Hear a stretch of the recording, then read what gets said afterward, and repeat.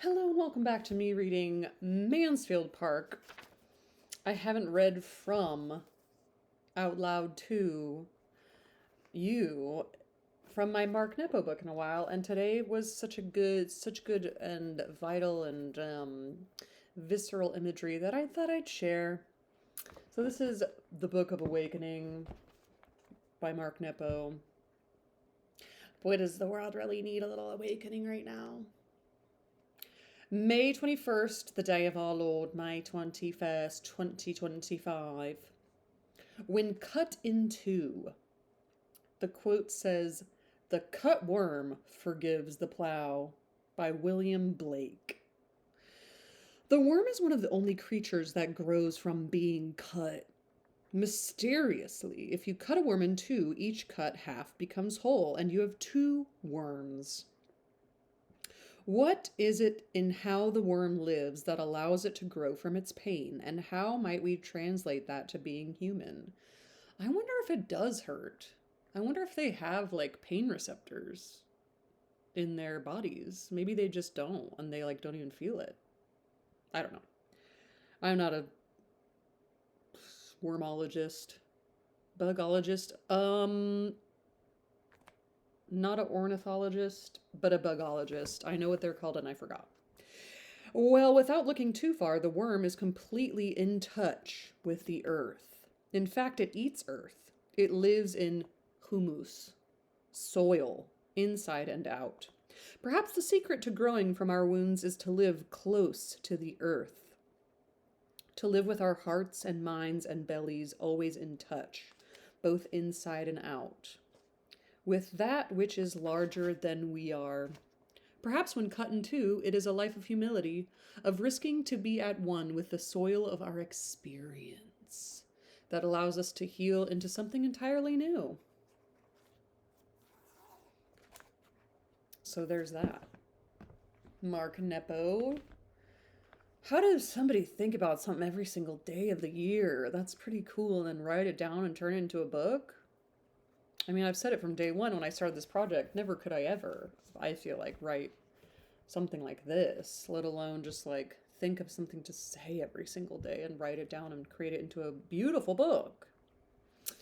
We are on chapter 36. After this chapter, we are officially 12 chapters away from the end. Not that I'm looking toward the end. 6, 8, yeah, 12? Yeah. Not that I'm looking toward the end. I'm just letting everybody know. We're on chapter 36. Okay. My Roman numeral skills are getting better, maybe. This chapter, as well as the last two chapters, begins with the word Edmund, the name Edmund, which I find interesting. I did not look up whether that was a thing, but Edmund's back, and he is the beginning of these 3 chapters since he's been back. I thought it was just going to be till the end of the book. And Fanny finally got to just like say her piece about how disgusted she was. And she made a good point. She said, was I just supposed to drop everything and become in love with Henry Crawford right when he proposed to me and just be like, oh yeah, I've been in love with you this whole time too? Oh, no, that's not how it works. But maybe it's how it worked back then. Maybe that's really how it worked, and people were just like, oh, you want to marry me? Okay, I guess I have to say yes. Golly, you never know. But more and more I think about it, like, this is like a very recent like history of men, some men's culture. Like, this is like describing where men now have come from, and that's really interesting to me. There's so much discourse about like, men, I'd rather be in a forest with a man than a bear. I mean, that was like literally a year ago, probably. It's over now. There's something new coming out now. But it feels like we're just some sort of like pinnacle of like men healing, women forgiving, men forgiving women, women forgiving men. Like, something's got to change. We're at some sort of precipice of change. That's what my hope is. Because men need to heal too, and men need to want to heal, and women need to want to heal, and women need to heal too. Okay. I think Fanny talked to Edmund, and now I think the Crawfords are gone. They're gonna leave. They're leaving, and this also, Edmund makes this in the last chapter. He really made it seem like Miss Crawford, Mary Crawford, was like Fanny's best friend, and so far, if I were Fanny, I would have no evidence that she's actually a friend to me. I don't know what constitute friends back in the day, but like Mary Crawford being her friend, that doesn't seem, just from my perception. All right. Shut it and let Jane Austen have a turn. Chapter 36. Edmund now believed himself perfectly acquainted with all that Fanny could tell, or could leave to be conjectured, of her sentiments, and he was satisfied. You don't know half of what Fanny's thinking or feeling, Edmund. He believed himself perfectly acquainted. Oh, really, Edmund? It had been, as he before presumed, too hasty a measure on Crawford's side, and time must be given to make the idea first familiar and then agreeable to her. She must be used to the consideration of his she must be used to, like, not used to, spelled the same. Okay. Of his being in love with her, and then a return of affection might not be very distant.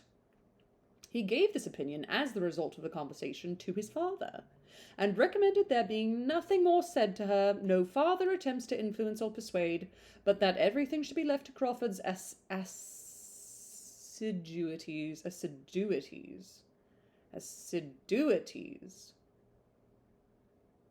and the natural workings of her own mind. I know I've had to look this up so many times.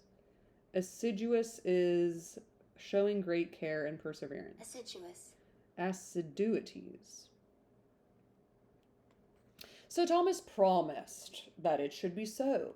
Edmund's account of Fanny's disposition he could believe to be just.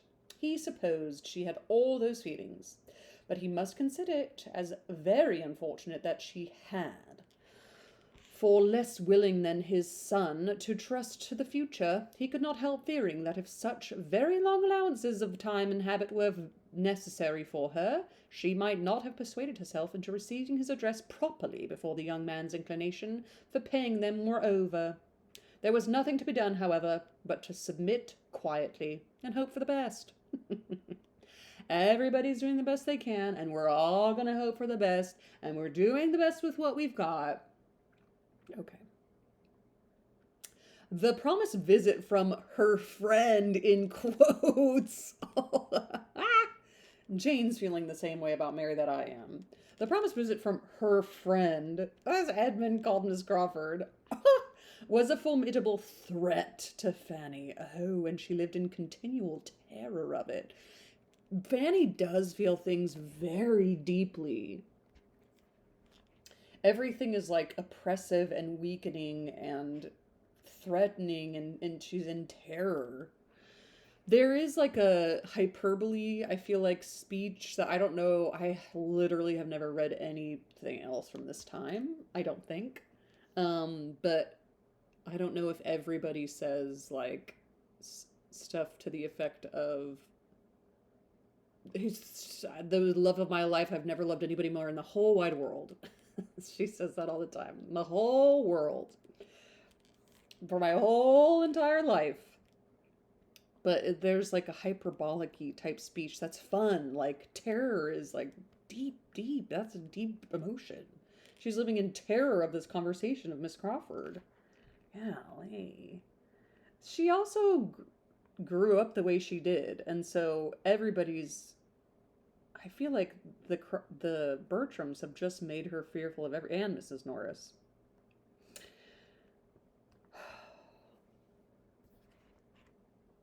She's in continual terror.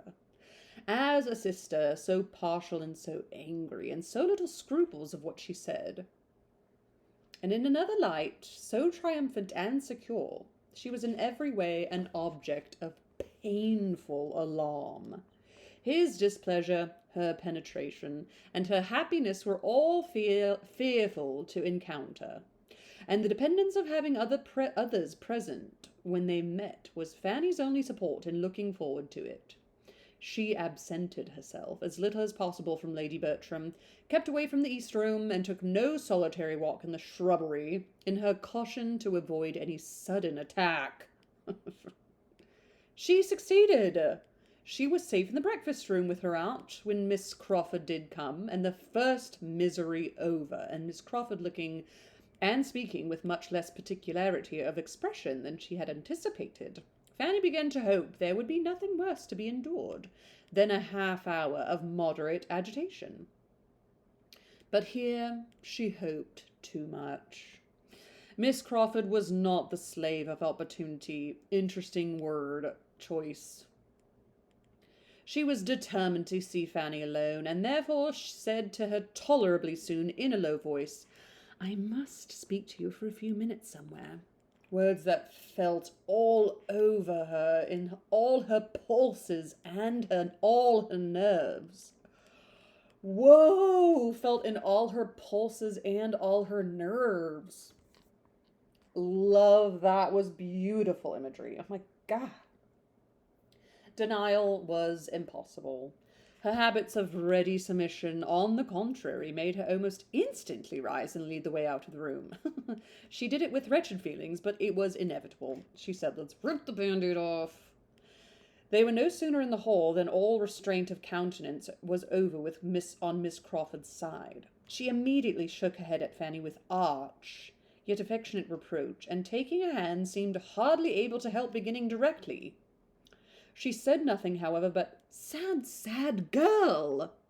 I do not know when I shall have done scolding you," and had discretion enough to reserve the rest till they might be secure of having four walls to themselves. I love that. Let us have these four walls to ourselves. Fanny naturally turned upstairs and took her guest to the apartment, which was now always fit for comfortable use, without fire. That Lord Bertram came up for the first time ever and was like, "Do you not have a fire?" She's like, "No, I've never had a fire in this room." Opening the door, however, with a most aching heart, and feeling that she had a more distressing scene before her than ever that spot had yet witnessed. But the evil ready to burst on her was at least delayed by the sudden change in Miss Crawford's ideas, by the strong effect on her mind which the finding herself in the East Room again produced. "Ha!" she cried with an instant animation. "Am I here again? The East Room! Once only was I in this room before." And after stopping to look about her and seemingly to retrace all that then passed, she added, "Once only before. Do you remember it? I came to rehearse. Your cousin came too, and we had a rehearsal. You were our audience and prompter. A delightful rehearsal. I shall never forget it. Here we were, just in this part of the room, and here was your cousin, here was I, here were the chairs. Oh, why will such things ever pass away?" Happily for her companion, she wanted no answer. Her mind was entirely self-engrossed. She was in a reverie of sweet remembrances. Oh, I haven't underlined a lot in this book, but I like that. Ooh, she was in a reverie of sweet remembrances, and it's all making Fanny go... she's disgraced.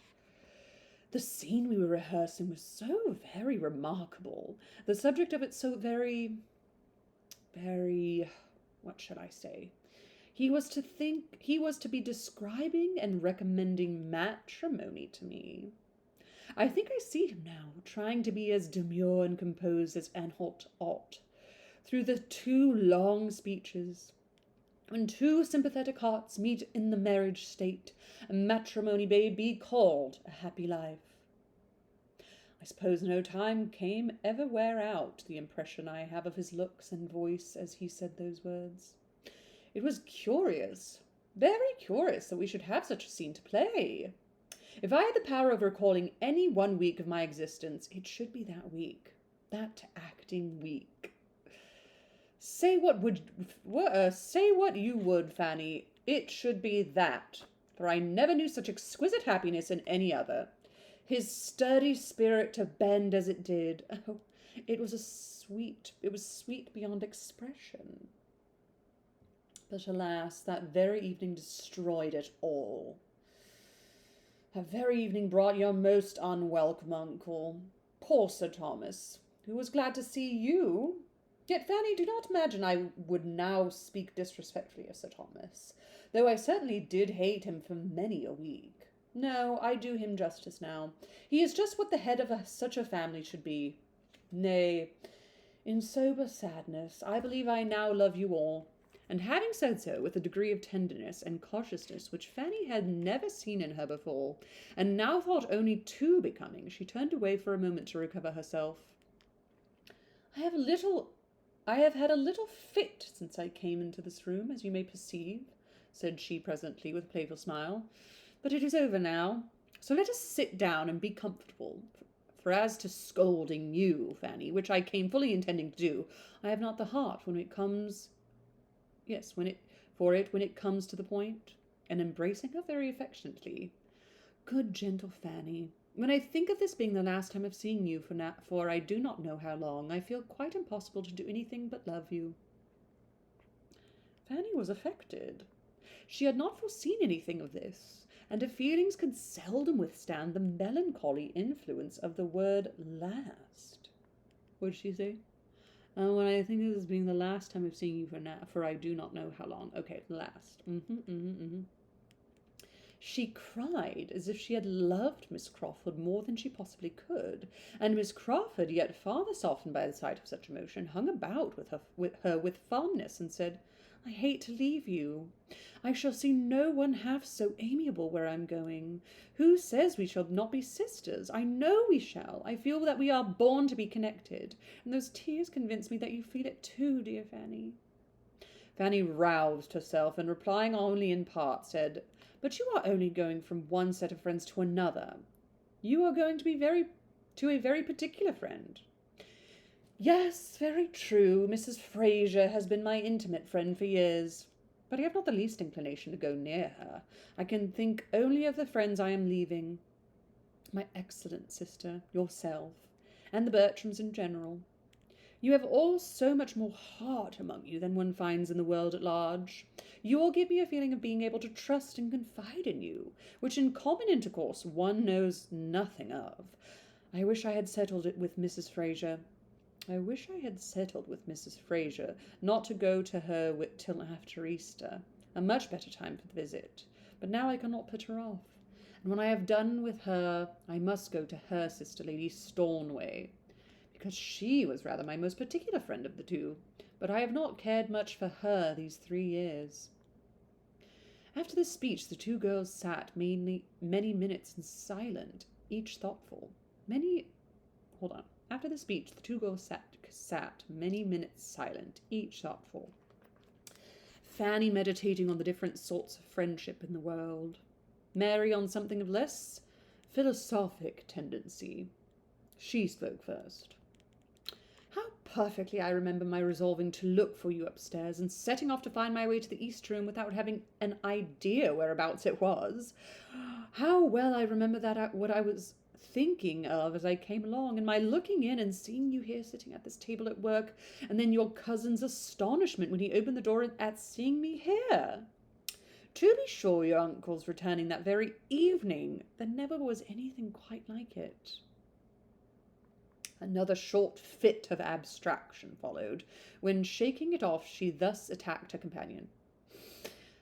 Why, Fanny, you are absolutely in a reverie, thinking, I hope, of one who is always thinking of you. Oh, that I could transport you for a short time into our circle in town, that you might understand how your power over Henry is thought of there. Oh, the envyings and heartburnings of dozens and dozens, the wonder, the incredulity that will be felt at hearing what you have done. For as to secrecy, Henry is quite the hero of an old romance and glories in his chains. You should come to London to know how to estimate your conquest. If you were to see how he is courted, and how I am courted for his sake. Now I am well aware that I shall not be half so welcome to Mrs. Fraser in consequence of his situation with you. When she comes to know the truth, she will very likely wish me in Northamptonshire again, for there is a daughter of Mr. Fraser by a first wife, whom she is a wild to get married, and wants Henry to take. Oh, she has been trying for him to such a degree. Innocent and quiet as you sit here, you cannot have an idea of the sensation that you will be occasioning, of the curiosity there will be to see you, of the endless questions I shall have to I shall have to answer. Poor Margaret Fraser will be at me forever about your eyes and your teeth, and how you do your hair, and who makes your shoes. I wish Margaret were married for my poor friend's sake. For I look upon the Frasers to be about as unhappy as most other married people, and yet it was a most desirable match for Janet at the time. We were all delighted. She could not do otherwise than accept him, for he was rich, and she had nothing. But he turns out ill-tempered and exigent. Italicized. I feel like because it's italicized, I have to look it up, but Exeant? A demanding. Exigeant. Oh, exigeant. Oh, it's French. Of course it is. Thank you for the French pronunciation. Exigeant. Demanding. But he turns out ill-tempered and exigeant. And wants a young woman, a beautiful young woman of 25, to be as steady as himself, and my friend does not manage him well. She does not seem to know how to make the best of it. There is a spirit of irritation which, to say nothing worse, is certainly very ill-bred. In their house I shall call to mind the conjugal manners of Mansfield parsonage with respect. Even Dr. Grant does show a thorough confidence in my sister, and a certain consideration for her judgment, which makes one feel there is attachment. But of that I shall see nothing with the Frasers. I shall be at Mansfield at Mansfield forever, Fanny. My own sister as a wife My own sister as a wife, Sir Thomas Bertram as a husband, and are my standards of perfection. Poor Janet has been sadly taken in, and yet there was nothing proper on her side. She did not run into the match inconsiderately. There was no want of foresight. She took 3 days to consider of his proposals, and during those 3 days asked the advice of everybody connected with her whose opinion was worth having, and especially applied to my late dear aunt, whose knowledge of the world made her judgment very generally and deservedly looked up to by all the young people of her acquaintance, and she was decidedly in favour of Mr. Fraser. This seems as if nothing were a security for matrimonial comfort. I have not much to say for my friend Flora, who jilted a very nice young man in the Blues, for the sake of that horrid Lord Stornoway, who was about as much sense, Fanny, as Mr. Rushworth, but much worse looking, and with a blackguard character. I had my doubts at the time about her being right, for he was not even the heir of a gentleman, and now I am sure she was wrong. By the by, Flora Ross was dying for Henry the first winter she came out, but were I to attempt to tell you all the women who I have known to be in love with him, I should never have done. It is you, only you, insensible Fanny, who can think of him with anything like indifference. But you are so insensible as you profess. But are you so insensible as you profess yourself? No, I see you are not. There was indeed so deep a blush over Fanny's face at that moment as might warrant strong suspicion in a predisposed mind. Excellent creature, I will not tease you. Everything shall take its course. But, dear Fanny, you must allow that you were not so absolutely unprepared to have the question asked as your cousin fancies. It is not possible that you must have had some thoughts on the subject, some surmises as to what might be. You must have seen that he was trying to please you by every attention in his power. Was not he devoted to you at the ball? And then before the ball, the necklace. Oh, you received it just as it was meant. You were as conscious as heart could desire. I remember it perfectly. Do you mean then that your brother knew of the necklace beforehand? Oh, Miss Crawford, that was not fair. Knew of it? It was his own doing entirely, his thought. I am ashamed to say that it had never entered my head, but I was delighted to act on his proposal for both your sakes. I will not say, replied Fanny, that I was not half afraid at the time of its being so, for there was something in your look that frightened me, but not at first. I was as unsuspicious of it as first. At first, indeed. Indeed I was. It is as true as I sit here. No, it is as true as that I sit here. And had I had an idea of it, nothing should have induced me to accept the necklace. As to your brother's behaviour, certainly I was sensible of a particularity. I had been sensible of it some little time, perhaps 2 or 3 weeks, but then I considered it as meaning nothing. I put it down as simply being his way, and was as far from supposing as from wishing him to have any serious thoughts of me. I had not, Miss Crawford, been an inattentive observer of what was passing between him and some part of this family in the summer and autumn. I was quiet, but I was not blind. I could not but see that Mr. Crawford allowed himself in gallantries which did mean nothing. Ah, I cannot deny it. He has now and then been a sad flirt, and cared very little for the havoc he might be making in young ladies' affections. I have often scolded him for it, but it is only his fault. It is his only fault. And there is this to be said, that a very few young ladies have any affections worth caring for. And then, Fanny, the glory of fixing one who has been shot at so many times, been shot at by so many, of having it in one's power to pay off the debts of one's sex. Oh, I'm sure it is not in woman's nature to review such a triumph. Fanny shook her head. I cannot think well of a man who sports with any woman's feelings. That's right. I cannot think of a man who sports with any woman's feelings. And there may often be a great deal more suffered than a stand-by can judge of. I do not offend him. I leave him entirely to your mercy. And when he has got you at Everingham, I do not care how much you lecture him. But this I will say, that his fault, the liking to make a girls a little in love with him, is not half so dangerous to a wife's happiness as a tendency to fall in love himself, which he has never been addicted to. And I do seriously, truly believe that he is attached to you in a way that he never was to any woman before. That he loves you with all his heart, and will love you as nearly forever as possible. If any man ever loved a woman forever, I think Henry will do as much for you. Fanny could not avoid a faint smile, but had nothing to say.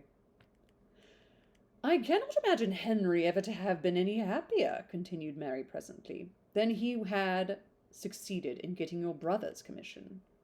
Oh, than when he had succeeded in getting your brother's commission. Are you trying to play with my heartstrings or what? What's the deal? I don't like having to, question people's motives. Just be sincere. She had made a sure push at Fanny's feelings here. Oh, yes, how very, very kind of him. I know he must have exerted himself very much, for I know the parties he had to move. The Admiral hates trouble and scorns asking favours, and there are so many young men's claims to be attended to in the same way that a friendship and energy not very determined is easily put by. What a happy creature William must be. I wish we could see him. Poor Fanny's mind was thrown into the most distressing of all its varieties. Yeah, I like that. It's parts work. Fanny's doing parts work right now. She's like, I have a variety of minds right now. Very good, Fanny. Jane Austen was a psychologist. I think she was the first psychologist. Authors were very observant, but this is like psychology level.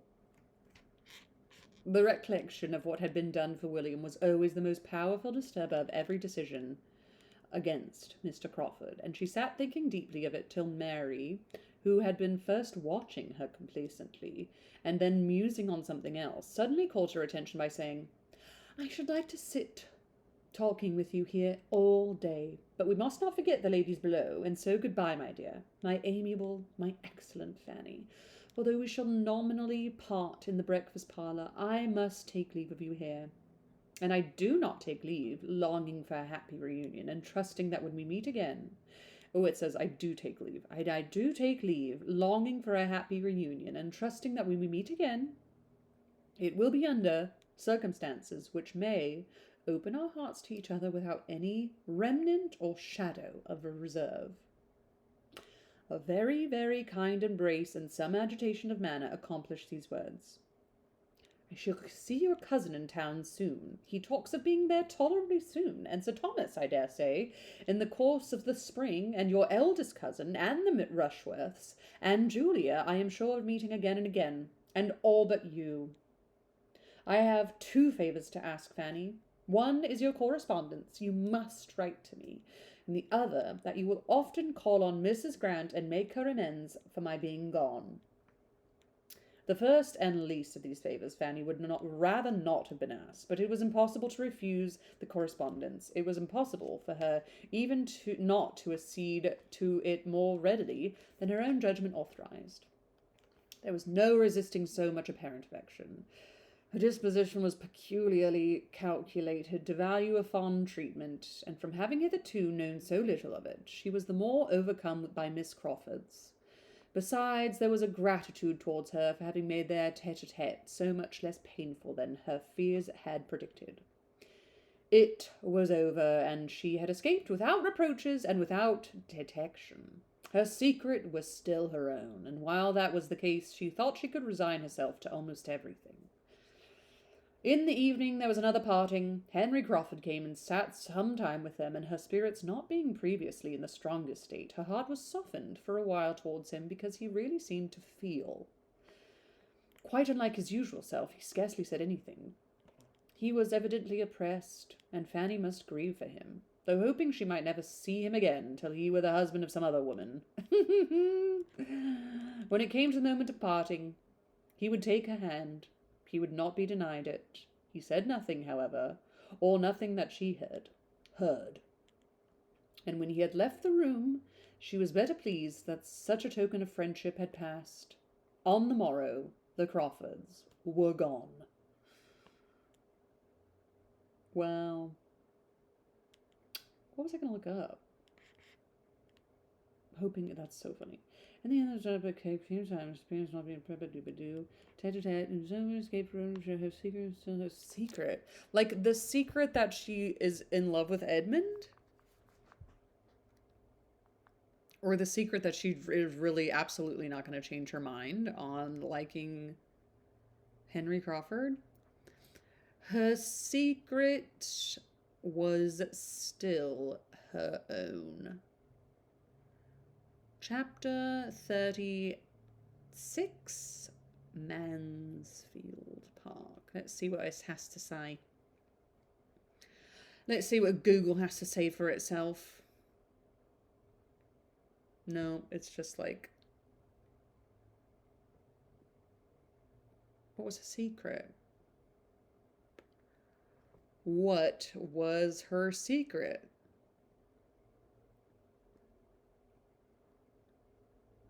Yes, secret of her feelings for Edmund Bertram.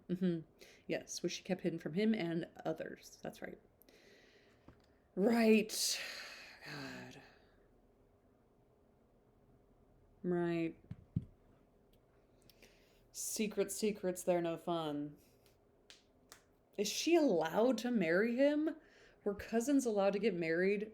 Regency era. Were cousins allowed to marry? Why, you should marry your cousin. Regency rules of courtship. Oh, yes, it was permissible to marry first cousins during the Regency era. While not universally encouraged and sometimes frowned upon, it was legally allowed. Even King George IV and Queen Caroline were first cousins.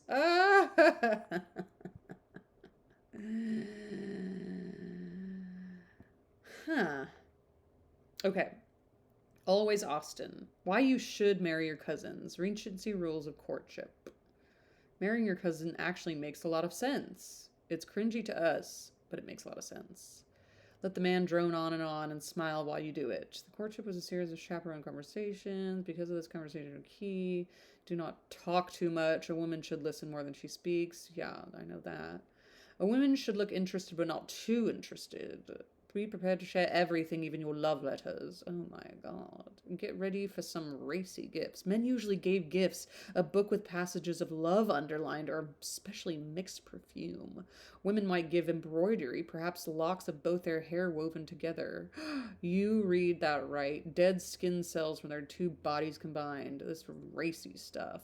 It gets steamier. The men sometimes stepped it up by giving quarters and with erotic messages like unis a jamais, which is forever united, or je meurs, je m'attouche. I don't know. I die where I attach myself. I'm guessing those weren't passed around to the family and friends. Beware the wedding night. Ooh. We glamorized the wedding night in Regency romance novels, but the reality was far darker. The Regency woman had never been alone with a man, and her main lessons on sex were that it was taboo, and for those loose women, and only for loose women and prostitutes. This made sense because an unwed pregnancy would ruin her. Meanwhile, the Regency man acquired his sexual experience primarily through interactions with prostitutes. In the late 1700s, it's estimated there were about 10,000 prostitutes on the streets of London. Even if each prostitute only had one customer a day, the numbers here are staggering. Back to the Regency woman, who had maybe at most kissed a man and mostly likely didn't even know how babies are made. Yeah, basically, like, Bridgerton was about a guy pulling out and a woman not even knowing what pulling out was. The rake who's banged a bunch of women. That's what the first season of Bridgerton was about. It should have been called Pulling Out. She had to do everything right away on this night, on this one night. She had to do everything right away on this one night, and she had to do it with a man whose only sexual experience came from interactions with prostitutes. Right, so that feels terrible. It's not a leap to see that the wedding night was both terrifying and psychologically damaging. As one Victorian woman advised her daughter, there are certain things your husband will require from you. It is not nice, and you'll just have to put up with it.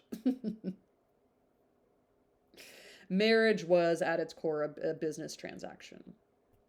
Right. This was from Always Austen. Go check out Why You Should Marry Your Cousins. I thought it was all going to be about cousins, but the number one tip said marrying your cousin actually makes a lot of sense. It feels cringy to us. Isn't that how you spread genetic diseases? But marriages between first cousins were common for a reason. In an age where when people married after just a few conversations and then were locked into a marriage for life, it was a relief to instead marry someone you'd known a long time, possibly your whole life. This person's upbringing and social status were all similar to yours. And bonus, the property stayed in the family because you're staying in the family.